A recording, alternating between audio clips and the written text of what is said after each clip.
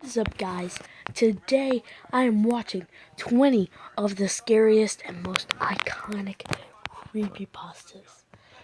Now, you have been warned if you're a young viewer, some of these are horrific and may give you nightmares. So I am warning you. And yeah, let's go ahead and start the video. Creepypastas are the scary campfire stories of the internet. They can range from general scary stories to lost episodes to even theories. There are countless creepypastas on the internet, but there are certain creepypastas that have by now become iconic and have in a way opened the doors to the popularity of creepypastas. Here are 20 of some of the best, scariest, and most iconic creepypastas on the internet. Number 20, suicidemouse.avi. Lost and bootleg episode creepypastas have become very common, and one of the most well-known happens to be Suicide Mouse. Suicide Mouse is about a lost episode of a 1930s Mickey Mouse cartoon.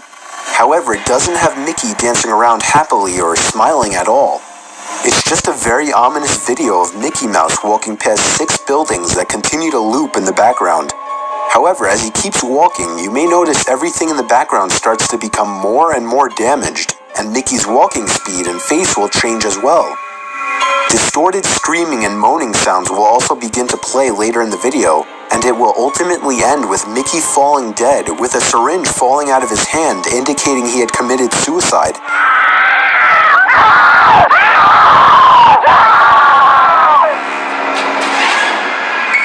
What makes this creepypasta special is that it was one of, if not the first lost episode creepypasta, and So, if you've watched Basketball's 94 video, have you seen the one that says suicidemouse.avi? He said, oh my god, I just saw it. That was creepy, the last part. But His he face. said the last 30 seconds of the developer, that part, he went out of the room and killed himself. But it's just part of the creepypasta. It's not real though. But that's what happened. that it also comes with a disturbing video to go along with the story. I want to watch it. Finish it. Well, we're about to move to another video because that was just... I want to finish. Number 19, No End House. Haunted houses are at the center of many famous scary narratives, with the cliched surviving the night in one earning teenagers instant respect, or making it through a haunted house for a reward. No End House focuses on the narrator, David, who gets a message from a shady drug addict friend, Peter, telling him about the No End House, which earned that name because nobody had ever made it to the end. $500 is offered to whoever can survive a trip through its 9 rooms of torture, a challenge that the narrator, David, readily accepts. The first few rooms start out innocent, being described as resembling the Halloween aisle of Kmart. However, the rooms begin to grow increasingly sinister and evil, pushing the limits of David's sanity. Number 18, Smile Dog. According to legend, Smile.jpg is a supposedly haunted image dating back to the beginning of the internet. Smile.jpg has a reputation for driving those who view it insane, making its victims view it in their mind's eye at every turn. While it's been discovered that these images in the victims' minds are the result of epileptic seizures, there's no clear understanding of just why the image causes this. All the victims who spoke up about their experiences, however, have said that they were also visited by the dog-like creature in the image, named Smile Dog. When in these dreams, the only thing the victims can do is watch and listen as Smile Dog tells them that the only way to end their torment is to spread the word by sending somebody else the picture. So basically, to get rid of it, In this creepypasta, it said that those who saw the image either disappeared or died, except for one lady named Mary E., who the narrator goes to interview. What he eventually learns is that some things, even simple pictures, are better left mysteries rather than dealing with the horrifying truth. Number 17, the strangest security tape I've ever seen. In this alright guys, that was part 1. Wait, I want to watch that. Oh, can we finish this creepy? We're going to move to a different video. Wait, I want to finish that one. Because I want to see that one. We're going to do one part of this, and then we're going to move to another video. Can we finish watching that? Creepypasta, we meet the narrator who works at a gas station in rural Pennsylvania, where a new employee named Jeremy shows up, described as weird and quiet by the narrator. After Jeremy starts working there, strange things start happening. For example, entire shipments of motor oil disappearing. The narrator is asked by his boss to watch the security tapes to catch Jeremy in the act, but he doesn't catch Jeremy doing anything wrong at all. He sweeps the floors, assists customers at checkout, and stocks shelves. But where it gets strange is when the same customers routinely start coming in, buying the same exact items, making the same exact movements. What? Things only get stranger from here, as the narrator starts to suspect the time loop he is in has something to do with Jeremy. Number 16, Pen Pal. Pen Pal is a very long series of posts told via a series of recollections by an anonymous narrator trying to make sense of his childhood. As a very young boy, he decided to participate in a pen pal program where children tried to find pen pals by attaching a letter to a balloon, which they released in the hopes that it would reach someone that would write back. While the other children received responses, the narrator does not, and it's assumed that his balloon did not reach anyone. However, as he grows, he and his childhood friend Josh begin to find that someone is following them, and that this person is far from sane. Pen Pal is so horrifying and well written that it was actually considered to be adapted into a film by an Oscar-winning movie producer. Number 15, Laughing Jack. Laughing Jack. Alright guys, that was 5 creepypastas. Part 1 of That's like Irish. 4. Part 1 of 4. He doesn't. 1 of 4. That one doesn't look too scary. Part 1 of 4. We'll continue with this video later. But now we're gonna move to 10 freakiest creepypastas ever told. We don't want to spend a lot of time because that one was long. This was like 5-6 minutes maybe. I already watched this one. It's Vsauce. No, it's not. It's not Vsauce. The crap. It's gonna be a creepypasta. I was watching creepypasta videos. Oh my gosh, it looked like you were part of the thumbnail. After that freaking. Don't be afraid, Uncle Matt. After that super freaking creepypasta of Suicide Master AVI, I never knew that was the ending. What? The ending part of that was creepy, dude. Matt's here to tell you a bedtime story. And Ben Drowned is kind of creepy, but not really. It's my favorite. One of my favorites. I watched the footage of it. The music in it was so creepy. I wonder if that one's actually real or not. People say it's real because they say this guy got on a server. They got him. that's how you set the tone for a video. So creepypastas have become incredibly popular in recent years. A creepypasta is an urban legend or scary story that circulates around the internet. It's essentially like a scary campfire story before the digital age. And just like traditional urban legends, most people write these off as ghost stories, simply the product of a creative mind. But there will always be those out there who ask, what if it really happened? So because I've been reading creepypastas so much lately, I figured I would gather the freakiest ones to share with you all. So here they are, the 10 freakiest creepypastas ever told. Oh, and if you're watching this at night, you may want to rethink your choice. Just saying. Number 1 is 1999. This story, simply known as 1999, is about a Canadian blogger named Elliot who decides to investigate a low-budget TV show that he used to watch in 1999 that only aired for a few episodes. One episode, called Playing with Scissors, featured live-action hands on a table. The episode immediately turned dark as one of the hands repeatedly stabbed a smaller hand with a pair of scissors, while a muffled child's scream could be heard in the background. The next episode, called Mr. Bear's Cellar, featured a mentally unstable man who dressed up as a character called Mr. Bear and did things so disturbing that I can't even mention them here. Eventually, police investigated and shut down the sadistic show, but by that time the damage had been done to anyone who saw the morbid episodes.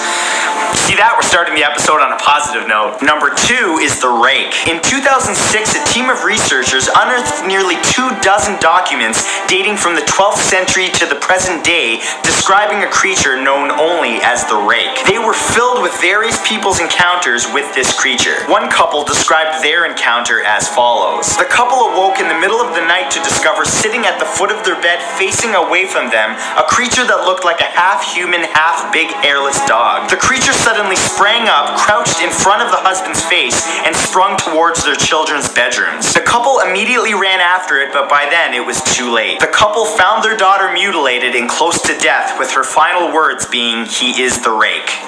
Remember that one when you go to bed tonight. Number 3 is where the bad kids go. A photographer decided to research an old children's show that he used to watch as a child in wartime Lebanon. The half-hour show relied on graphic imagery and scare tactics to keep kids from misbehaving. The closing scene of every episode featured a slow zoom towards an old rusted iron door, and as it got closer, screams could be heard coming from the other side as the text, "That's where the bad kids go," popped up in Arabic. The photographer was able to find the studio where the old show was filmed, and despite being abandoned for a long time, was actually able to find the famous old rusted door, but he was not prepared for what was on the other side. Upon entering the door, he discovered an empty room covered in blood, feces, and bones, with a caged microphone hanging from the middle of the room.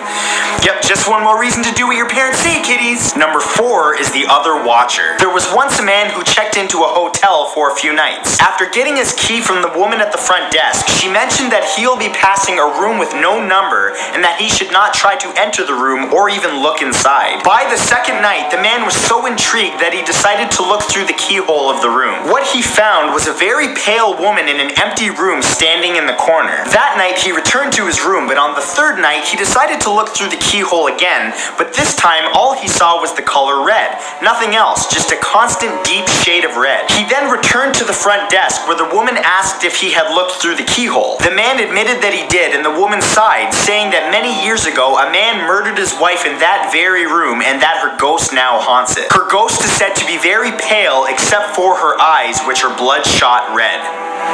Yeah. Number 5 is the SCP Foundation. The Secure, Contain, and Protect Foundation first appeared in 2007 and is made up of numerous doctors, researchers, and agents. Their goal is to understand and catalog abnormal creatures and objects known as SCPs. The SCP website describes the discovery of many disturbing creatures, including one creature known as the SCP-173, or the Sculpture. It's a statue-like creature that has a bloody face and short limbs that must be constantly observed, or it will immediately kill its victim by breaking its neck as soon as eye contact is broken. There are several articles and videos on the internet about the SCP and its creatures, including the Sculpture, but you should only check them out if you're constipated, because you gon' crap your pants. Number 6 is Jeff the Killer. Jeff was a little boy that moved into a new home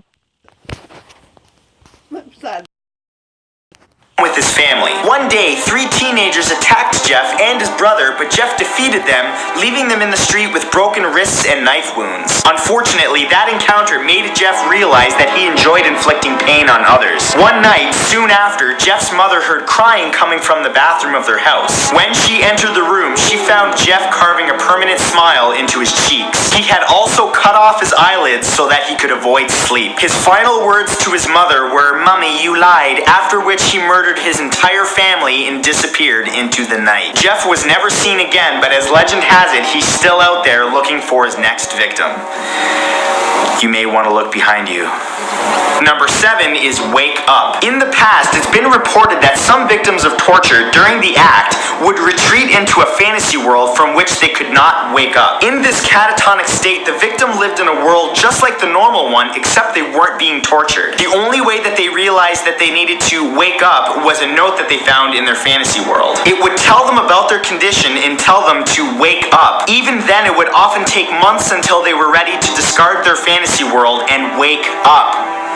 I'll let you think about that one. Number 8 is Slender Man. The Slender Man is a mythical ghoul often depicted as a tall, thin figure wearing a black suit and a blank face. The creature can cause insomnia, paranoia, and memory loss, and is known to distort photographs and video. It's known for killing children almost exclusively, and if you ever see him, it's already too late. It's rumored to have been alive for centuries and even has mythology dating back to Roman times. There are several popular games that have risen based on the Slender Man story, including Slender, the 8 Pages. Feel free to play it at night with the lights off because a Slendy reaction video is always priceless.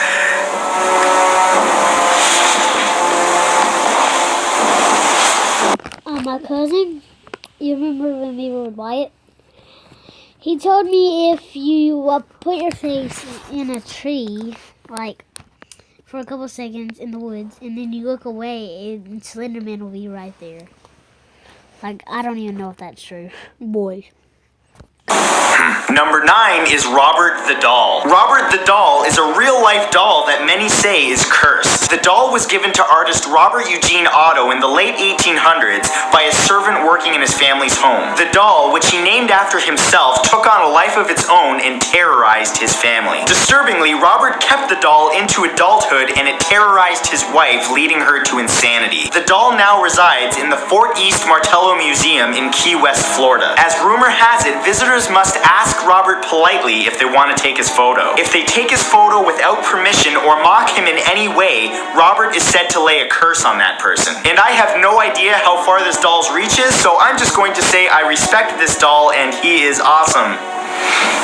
Moving on. And number 10, Ben Drowned. This story is about a supposedly haunted copy of the game The Legend of Zelda Majora's Mask for the Nintendo 64. A young man received a suspicious-looking Majora's Mask cartridge from an old man, and upon playing it, noticed that there was a saved file named Ben. Upon playing that saved file, all kinds of weird things started happening, including the text in the game displaying incorrectly, and the music started playing backwards. The game continued to do all kinds of really bizarre things that alluded to a boy named Ben that drowned that was now communicating through the game. The game even started displaying bizarre messages like, "You shouldn't have done that, Ben is getting lonely, and you've met with a terrible fate, haven't you?" After he started to get really freaked out, this guy recorded the gameplay, and all of the footage is on YouTube. But I warn you, the footage is really freaky and really bizarre, so if you watch it, it may just ruin all the good memories you had of that game, so yeah, enjoy. And that's it for this time, guys. If you'd like to read the full gruesome version of these stories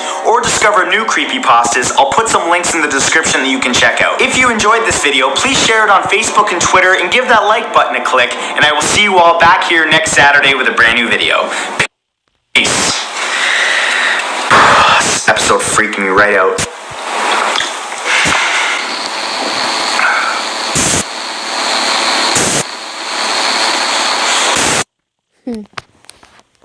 Alright guys, that was 15 freaky creepypastas. It was our first ever reaction video. And yeah, so hope you guys have a good day, and we'll see you in the next reaction video. Peace. Yeah.